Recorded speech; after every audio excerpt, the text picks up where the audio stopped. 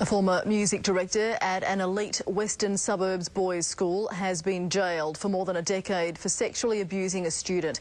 As Silvana Sukoski reports, the court was told Lindsay Hutchinson used his position of authority to prey on the young boy 30 years ago. A victim of repeated sexual abuse, now 30 years later, relief the man responsible is behind bars.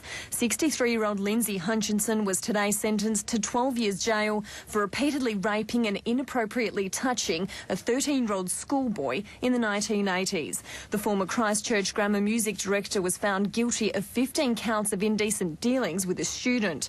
Judge Patrick O'Neill said Hutchinson brutalised and terrorised the 13-year-old boy, and it was not surprising the emotional pain had outlasted the physical pain. He described the act as having a high degree of perversion and depravity. The court was told Hutchinson conducted several sleepovers at the school, which he claimed were part of the curriculum. He used the activities to gain access to the students. Hutchinson was extradited from Victoria in 2011 after the victim, now in his 40s, reported the abuse.